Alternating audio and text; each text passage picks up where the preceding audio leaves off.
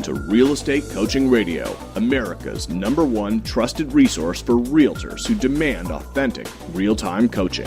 Starring award-winning real estate coaches Tim and Julie Harris. Get ready for unfiltered, full-strength honesty about what is truly working to get you into action and make you money in this new real estate boom. Now to our hosts, Tim and Julie Harris. Welcome back to Real Estate Coaching Radio, and we are your hosts, Tim and Julie Harris. Julie, welcome to today's radio show. Thank you. I'm excited about today's show. Very important stuff that we're going to be covering for everyone. I don't care where you live or what stage of business you're in, so I'm pretty excited for this one.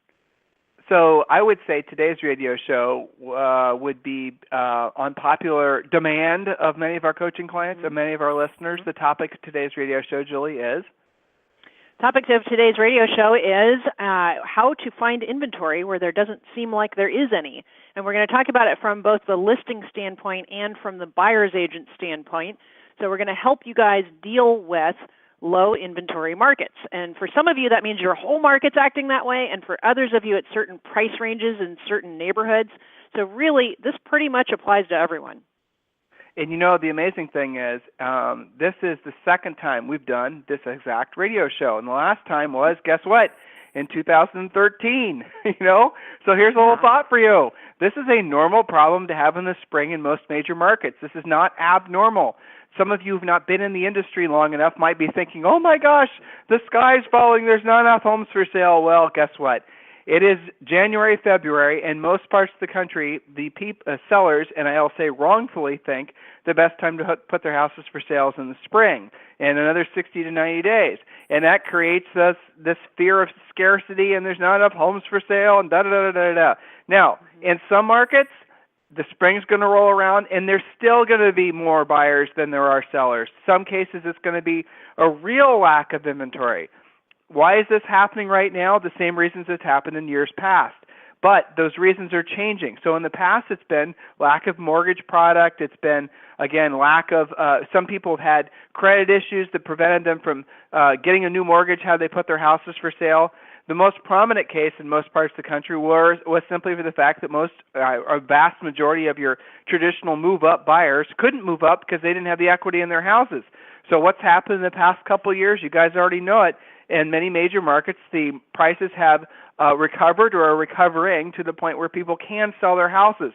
So we expect to see a reversal of the lack of supply problem a lot of you guys are experiencing and have experienced for the past couple of years.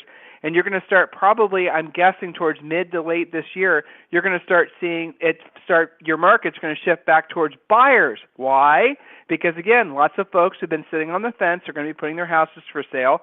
And mortgage products are easier to come by, but here's the other thing that's happening. And if you pay attention to the news, you'll know this is happening.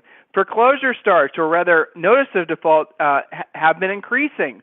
And why? The banks have been sitting on the fence waiting for the markets to start to recover before they actually foreclose on the houses where the people haven't been making their payments. A lot of folks have been still, 7-8 years after the crash, been sitting in their houses payment-free. Well, that's coming to an end now. And the other thing that's happening, Julie, I had a coaching call, true story, yesterday with a client, coaching client, who said they got a call from a seller who was desperate to sell because his mortgage was unmodding in essence. So it was going from an artificially low rate of an artificially low payment, adjusting back to its normal payment. And his monthly payment was going to go up, wait for it, $15,000 a month. Oh, my gosh. Yeah, so that guy's motivated. Yeah, there's some motivation. That'll do. So we're seeing all the loan mods are unmodded, basically. And a lot of those folks are, finally going to say, okay, well, guess what? Now I'm ready to sell. I have to sell. So all the things that have been kind of, Julie and I were calling it during the crash, the whole constipated python thing. Well, that whole thing is starting to come, not to be crude, but is coming unclogged, and you're going to start seeing that market favor buyers, middle to the end of this year. But for now, certainly going into the spring, and many markets that you wouldn't expect, there is a lack of inventory. Julie, I'm thinking of your great coaching clients, Lance and Karen Kenmore, who, what did they sell last year? 200 houses, and they were always dominant listing agents, and fantastic agents. They've been coaching clients of ours for years, and now they're finding themselves in rural Washington State with a lack of inventory, right? Yeah, it's crazy. Wilmington, North Carolina, had a call with a great coaching client there. He's got some low inventory. Parts of Atlanta, low inventory. Edina, Minnesota, of all places, the tundra, okay, some low inventory there. So just because you're not in San Francisco and some of our normal inventory-starved areas like parts of Seattle, doesn't mean that you're not experiencing this, at least at some level. Maybe not to the extreme of some markets. Like I said, maybe it's certain price ranges in certain neighborhoods. But this is a very common thing that we're hearing from coaching clients. So there's pressure on listing agents to have more listings in their pipeline because as soon as you sell it, it's gone. And there's pressure on buyer's agents to get it together and actually find a home for their buyer because just using the MLS, you guys are ending up having to compete, and you can only sell a house once. So this affects both sides, whether you're primarily buyer's agent or seller's agent, or you have a balanced business with 50-50. It doesn't matter. You're affected across the board, and that's why it's such an important topic, Tim. So we wrote down 16 practical points that you guys can find, the hidden inventory, homes that are going to be sold where the sellers are, maybe some of them aren't actively looking for an agent, but if they knew that they could sell because the property had reappreciated, that they would. So we wrote down 16 points of where you can find the hidden inventory in your market. And so, Julie, what's point number one? Okay, so before we get to point number one, I just want to make some little mini ramp-up points to kind of smack people into really paying attention here. The first thing, buyer mistakes, and I'll do these quickly. Number one, it is not the buyer's job to find their own property. It's your job. Don't wait for the buyer to email you what they want to see. That's okay when there's tons of inventory, but not now. Are you looking daily for them, or are you leaving it up to them to email you when they feel like it? Because if you are, you're going to get fired because they're going to lose confidence in your ability to find them something. Secondly, be the first one to see new inventory, monitor your hot sheet, and be ready to pounce. And number three, again, these are quick prequel points, recognize that not all homes that are sold through the MLS. If that's all you're doing, to me, it's kind of like malpractice. You're only doing a little tiny bit of what you should be doing. So we're going to talk about all that, and we're going to get to how to create inventory, how to find inventory where it looks like there's nothing to sell. So let's just jump point in. number one is new construction. This is one of the kind of hidden inventories that are out there. New construction, it's almost never listed in the MLS. Find what's being built by looking into your local weekend newspaper and actually go there and visit the models. You're going to have to get a really good working knowledge of not just what's being built, but what price ranges in which parts of town and which school districts.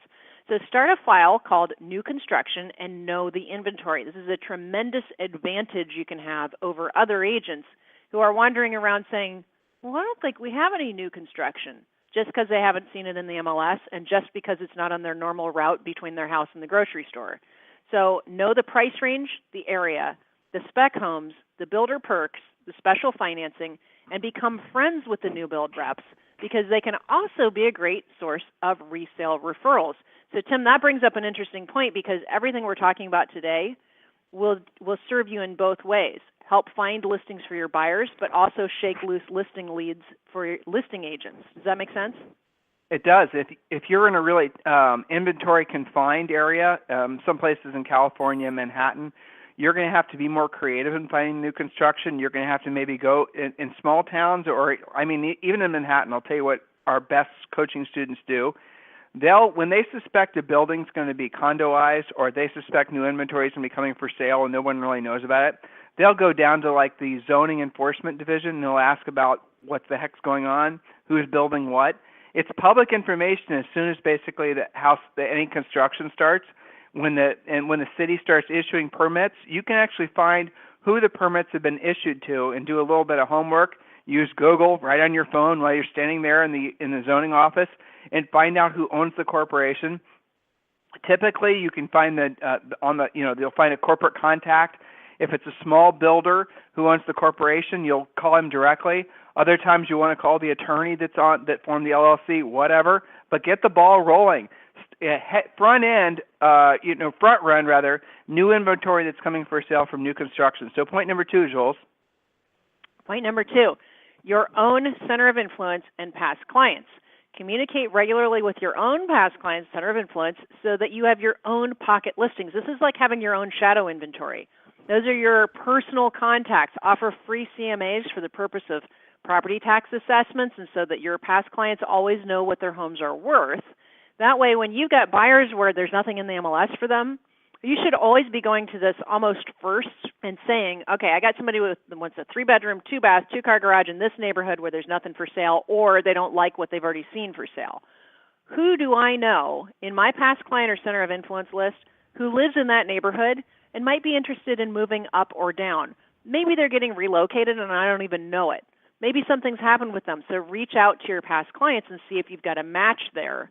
One of the advantages to everything that we're talking about today is it also, for the most part, keeps you from having to compete. If you're the only one who knows about your past client wanting to move, even if they're moving 60 days from now, you're probably not going to have to compete. So that makes your whole negotiation process that much easier. So well, I'll suggest also if you have centers of influence and past clients that said they're thinking about selling a year from now or 6 months from now, you might want to suggest to them they put the house for sale now and rent, because of the fact that it is going to be such a great seller's market for probably the next quarter or two. In other words, Mr. Seller, if you had a stock share of a company that you knew for sure 6 months from now was going to be worth 20%, 30%, maybe only 10% less than it was worth today, wouldn't you sell it? And, of course, the answer is yes. And so then the next conversations, where are they going to go? Well, obviously they can go in temporary housing or rent something. Now, I know that not very many people are going to be that motivated to make money and to time the sale of their property to maximize, returns. Only investors really think like that. But you could at least introduce the thought to your past clients and centers of influence that have shown interest in selling sometime in their foreseeable future, and suggest that they move their plans up. Now, the next idea is very creative. We used to do this all the time when we sold real estate. And the fun thing about this idea, Julie, point number 3, is we shared this. I mean, we've been talking about this obviously for 10 years. You and I started doing this like 20 years ago when we sold real estate. But so many of our clients have gotten really creative with this idea. So point number 3 is? Point number 3 is known as wanted ads, wanted letters, postcards, etc. For your well-qualified, highly motivated buyers. Run specific ads which describe their needs and target the exact neighborhoods they're looking for. Now, our coaching clients, we've been working with you guys on this a lot. You have sample ads and postcards and different things that we've done here. But essentially, the concept is this. Normally we're used to advertising our listings. You show a picture of the house, description, your phone number, etc. Well, instead of doing that, now we're advertising your buyers. Now, you're not going to use their names. You're going to keep it, anonymous, but you're going to make them real. Go ahead, Tim. And you're going to do it through a seller's wanted ad. So what you're in essence doing, don't be confused. The goal here is to take a listing, right? So you're going to run a seller's wanted ad. So the ad actually says seller's wanted. And then you're going to say, I have immediate need for my buyers and that, who are looking for a home, flexible on closing. Some of them are looking to move in within 30 to 60 days. Others would be more than happy to lease back to the present owner after closing. And then what you want to do is you want to run a brief description of each of your buyers. So buyer number 1, relocating from Atlanta, family of 4, looking up to $450,000. House must be in ABC or near, let's say Cherryville subdivision within 10 minutes of, Highway 101, whatever, right? Not too much information, but enough. Buyer number 2, same description. Downsizing couple looking for a condo near downtown. Looking up to $1 million, must have a 1-car garage and have the master bedroom. You guys get the idea? So write a brief description of every one of the buyers that either you're working with or buyers that your fellow realtors are working with. Don't lie about buyers. Don't even go down that road. You go to next to the cubicle or the office next to you, or send an email out and ask fellow agents about their buyers and what they're looking for. Run a wanted ad, seller's wanted ad, and then what happens is you can start out by having a flyer made, and it's literally said seller's wanted. And the way we used to do it is we'd use it in old-timey, like Western, wanted dead or alive type font. Yeah. And it looked funny. People would laugh. I mean, when they see the flyer, it looked like an old-time wanted dead or alive type poster that you'd see in, old movies. the spaghetti westerns. You guys can visualize them, I'm sure. So it got the conversation started. Now, if you're in Manhattan, you probably don't want to do that, though it would be kind of funny to do that in a really ritzy part of Manhattan, to have an approach like that. But you could do this with postcards. You could do this, obviously, going door to door. You could do this as an ad in the paper. And what we did is we did a flyer that we had inserted into the local newspaper, and we put in, like I said, 4 to 6 of our buyers that were looking for inventory if there wasn't something for sale that was a match for them. And we always took listings from that. Now, who were the sellers that we would list? The sellers that were planning on putting their houses for sale in the spring, or the sellers who were planning on putting their houses for sale 2 or 3 months in advance. They'd say, well, heck, this buyer sounds like a perfect match for my house. Let's see if they're, and then the conversation would get started, and then obviously we'd have an opportunity to take the listing. You can then scale this idea in many, many different ways. You could do a direct mail postcard. You could do an online ad if you wanted to. You could obviously hit up your social networks with this concept. So many different ways you can take this idea and make money from it. Just depends on your market. Next point. Now, this one's a little bit more complicated, but it's very clever. Depending on your market, this is a killer idea. It's called Zillow Make Me Move. So what Zillow has done is on their website, and I'm going to walk you guys through how to do it. So go to Zillow, and then you're going to have the main screen where you put in the area of the city, or just put in the zip codes in which you work. Don't just put in one zip code, put in multiple zip codes. And then you hit enter, and then the next screen that pops up is going to be a map with all their little house icons, different colors denoting the nature of what type of sale it is. Listed by agent, for sale by owner, for rent by owner, pre-foreclosure, foreclosure. So go through this, you'll see what I'm talking about. And then there's this other little category that a lot of agents don't know about called Make Me Move. So I would suggest that there'll be new construction as well. Then what you do is the results will also be posted on the right side of the screen with pictures of all the houses. Scan through the listed properties. Those are already obviously listed. You then can see the pre-foreclosures. We're going to talk about that in a second anyway. But then it's usually the last of the list, depending on how many houses are also for, are for sale or for rent, whatever, in your marketplace. You could have to go back 5 or 6 screens, and then you're going to see the Make Me Moves. Now, this is the brilliance of the Make Me Moves. These are sellers that are basically saying, if you bring a buyer for my house, or if you're interested in buying my house for this particular price, I'll consider selling it to you. Those are what I would call hypothetically motivated sellers, or sellers that will be motivated that know that they're going to be moving sometime in the future, that are just dangling a worm in the water to see if they might be able to get a bite. That, again, is another conversation starter for you. Probably 80% of the time, their phone numbers are right there by the Make Me Move, by their Make Me Move ad. And if not, there's a way for you to email them directly. I have clients, and Julie, the weird thing about this is for some reason, this works better in the upper end price ranges than it seems to do in the lower end price ranges. I would agree. And by the way, none of what we've talked about so far is typically found in your MLS. So if you are guilty of only using your MLS, and one of your buyers is perhaps listening to this show, interesting. I wonder whether they think you're working as hard for them as you'd like them thinking that you're working for them. So only using the MLS, you're really only touching maybe 10% of what you should be doing. And this is why some of you guys call those buyers and they're saying, you just weren't showing me what I was looking for. I've made a change. Or worse yet, you never hear from them again. And then you tell yourself that buyers are flaky, when in fact they bailed on you because you weren't doing your job. So just a little be honest there, Tim. I have to point out that so far, none of this is in the MLS, which is all good because, as I said before, you come across somebody who maybe it's a Zillow Make Me Move lead, and you're the only one who knows about it, or you're the only one who's working it. Well, you're not in a multiple bid situation there. You can control the whole transaction, which generally will make you a lot happier than being the one who misses out along with the other 8 contracts that didn't get accepted. So I like Zillow Make Me Move. Now, here's the thing. Agents will say, well, I looked at their Make Me Move price, and that's a crazy price. I don't really care so much about that because we don't know what they're basing it on. I care that they had the time to go to Zillow and update their profile and say, I'll move possibly. That makes them a possible lead. You can get into pricing later once you find out what their story is. So don't discount it just because you know their price is a little bit off. You don't know, where they're coming from on that. And it might be a short sell lead. Maybe that's what they owe. It could be anything. So next point is the Zillow pre-foreclosure. This is a similar process. You're just using their filter and checking pre-foreclosure instead of checking off Make Me Move. And the Zillow stuff we're talking about right now, by the way, is free. You do not have to have, it'll say for the exact address, set up an account. All they mean is a username and passcode. This is not a paid thing that we're talking about. So let's see.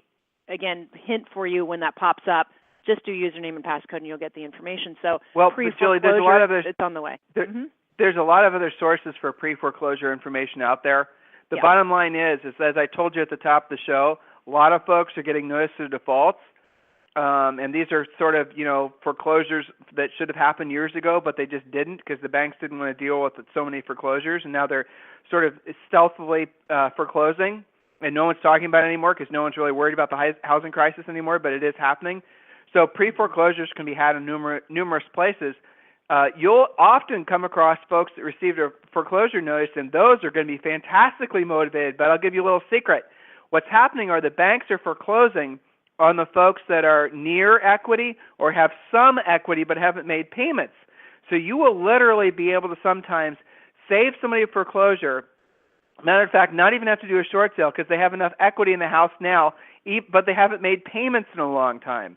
I'm going to say that again, and this is especially true in California. You're going to literally run across folks that have received a notice of default that are essentially in foreclosure that now have equity in their properties and don't know it. The reason that the banks are foreclosing on them is because the banks do know it, and they want to foreclose on the houses and get that equity. That's what's happening. So there's a little heads up for all of you. Next point, Julie, one of our favorite points, by the way. Yep, one of my favorite points, expired listings. This is, again, kind of like shadow inventory. New expireds, old expireds, really old expireds. Call them all. You know they wanted to sell their home at one point. Check the withdrawals temporarily off the markets. Some of our agents are going back as much as 2 or 3 years because the pricing has recovered since that expired at their probably overpriced price back then. Maybe they can actually get what they wanted now. So expired, this is a great excuse for those of you who have been a little bit shy about prospecting expireds. If you've got a buyer looking in a specific neighborhood and you can find expireds withdrawals temporarily off the market, even searching back 2-3 years back in your MLS, this might be the catalyst that gets you to finally start calling expireds because you got a real buyer you can talk about. It's more compelling for you. You might be more comfortable on the phone. It's going to be a match for your buyer or it's not. Either way, you're going to get a nice listing lead out of that, and maybe you can get them the prices they wanted 2, 3, 4 years ago. So I like this point especially because it kind of marries the two together, and it's almost like forced prospecting in a way. Well, and the nice thing about expireds this time of year, here we are basically in the late winter, it's not nice to say, of 2015, and how many folks had their houses expire late last year who said, I'll relist my house in the spring. So we're coming up on the spring, and all those sellers are going to be relisting. So guys, golden opportunity, huge opportunity right now to call expires. Fun coaching calls. I've had these numerous times in the past week or so. Agents swearing up and down there weren't a lot of expireds, and then I went. Glad you said that. That's so true. I hear that all the time. But my market's so hot, there aren't any expireds, Tim. I know, but isn't that crazy? Julie, true story. I had a coaching client, and I already knew, having had other coaching clients in their same market, how many expireds they had. So I had them then get into the MLS, and I have them, typically what agents will do sometimes to try to rationalize that there's no expireds is they'll just put in this tiny little slice of a zip code that doesn't really have hardly any houses, it's out in the country or somewhere. So if you guys are kind of like hiding your heads in the sand about how many expireds there are, it's time for you to have this little experience. Go to your MLS, put in all the zip codes in your area, like 10, okay? And then do expireds, withdrawals, and cancels, and go back 6 months. In virtually every example, there's not going to be dozens, there's not going to be hundreds, there's going to be thousands. I did that exact exercise with a coaching client. The number they told me, and this was in Michigan, so that's going to be a big number anyway, was close to 30,000 in the last 6 months. 30,000 expires. Well, I had another coaching client in one of these super hot areas up near New York, and there's no, and this is the average sale price is close to $4 million. There's no expireds in my marketplace. no, everything sells, and it's, everyone's, all these excuses. Did the same exercise, put in all the area zip codes, and we found that there were over 1,000 in like the last 4 months, and there are all these really fantastic price ranges. And it's interesting that we base our version of reality not on actually doing our own homework, but on listening to other realtors, by going to the office and listening to the belly aching. Go to the MLS, look at the numbers, and you will be stunned and amazed. Point number 7, Julie. Yeah, and point number 7 I also really like, because one of the other common complaints you guys like to whine about is, I can't get any good phone numbers. Well, guess who has great phone numbers? For sale by owners. It's right there on their sign. It's on their Craigslist ad. They're easy to find. For sale by owners, or unrepresented sellers, as we lovingly like to call them, are crying for help with a help wanted sign, known as their for sale by owner yard sign, with their phone number. And I always tease my agents and say, remind me what it is you do for a living.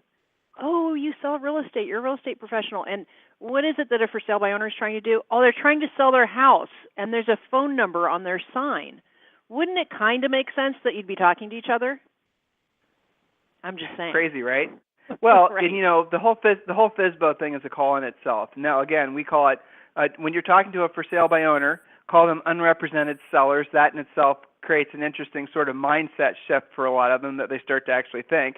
But the for sale by owner call we've done before, the radio show we've done before, you guys can go back and listen to that.